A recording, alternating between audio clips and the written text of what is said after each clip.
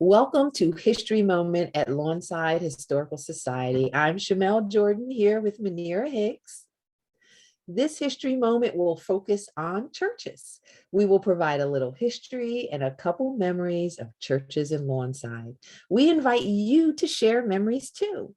Please take the survey, or you can leave a comment on Facebook or YouTube, or you can come to the Lawnside Historical Society meeting and share there too, because you could win a prize. Right now, we'll share from our research and our memories growing up in Lawnside. Let's get started with churches in Lawnside. Hello, Manira. Hi, Shamel. Hi, everyone. Welcome back to our history moment. You all remember the 20 history cards that we did. So today we're going to be sharing about the churches.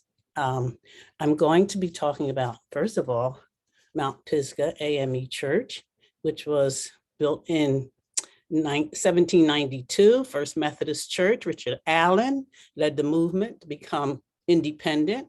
It had a cemetery next to it. The present church that you see in the picture, not the one in the picture, but the one that's there now, was built back in 1910. Has a cemetery, and they broke off from the other Methodist churches. All right, so that is, can we stop? Hold it back a little bit. I think it looks a little blurry sometimes.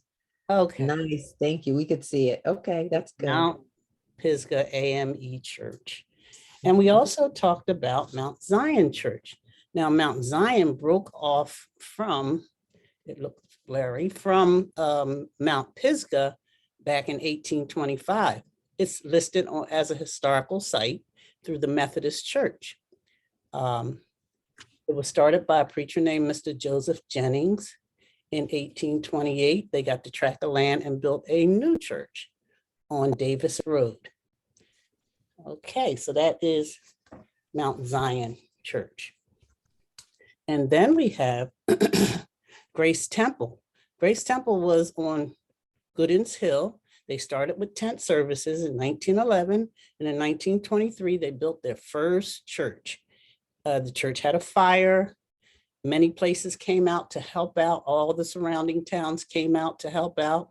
And then they raised money during World War II to help the veterans and help with the first aid stations. And they also raised money to build a restrooms up at Fort Dix. So that was Grace Temple Baptist Church. There are other churches here in Lawnside, and another one I'm going to be talking about a little later on is St. Luke AME Church. And so those are the churches from our cards. Thank you. So do you go ahead? You had a memory from going to church in Lawnside? Because I didn't get too much chance to do that. I went to church in Berlin with my family. Okay, yeah, I do. I went to several churches here in Lawnside. I went to the Church of God on Brown and Warwick Road. I remember going to Sunday school there, and I learned how to play the piano, and I played it during a church service when I was just a little girl, maybe 9 years old. And I remember the song was "Do Lord, do remember me," and I'm just plucking these keys. It was so, I was just so happy I did that. The pastor lady there was a Sister Lily Green. She was a wonderful lady. We spent weekends at her house in Woodbury. She was a kind, loving soul. And we even went to church during the week because we had what we call revival services. Oh, wow. That's where it was really going on. Yes, yes. And another church that I attended in Lawnside was St. Luke UAME Church. And in that church, I was a part of the Smith Junior Singers. I'm sitting up here in the corner. That's me. You can't see me very well, but I'm sitting up there in the corner with a group of children. And Mrs. Smith and her husband traveled all over with us.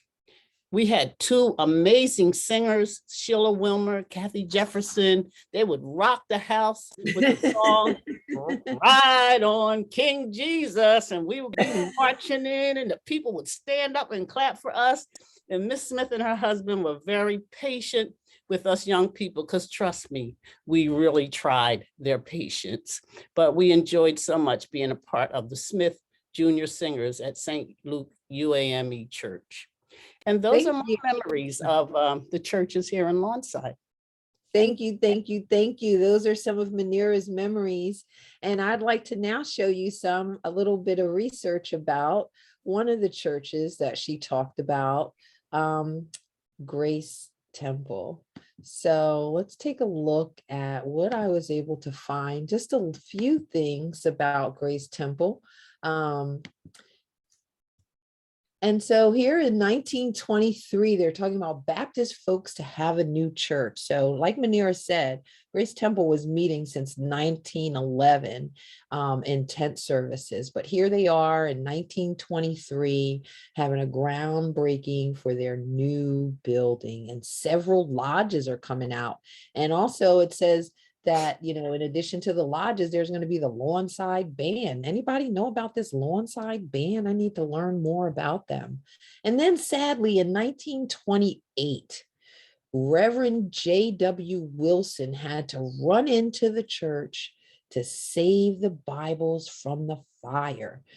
They said that they had been meeting that night.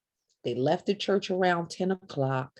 And after midnight, the church caught on fire. But what you see here is that you learn from this article is that they ran out of water to fight the fire. They had some chemicals or something that they threw onto the fire.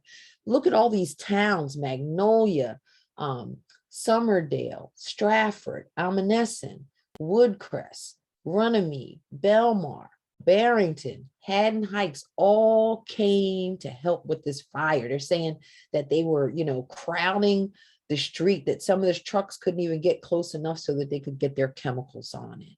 But of course, Grace Temple rebuilt, and that's just a little bit of history and a little bit of memories about churches in Lawnside. We will share more on this during the Lawnside Historical Society meeting, which occurs on the second Thursdays of the month. Do you have a memory of attending a church in Lawnside? Please share using the survey. You could win a prize. Thanks so much for watching. Thank you. Bye-bye.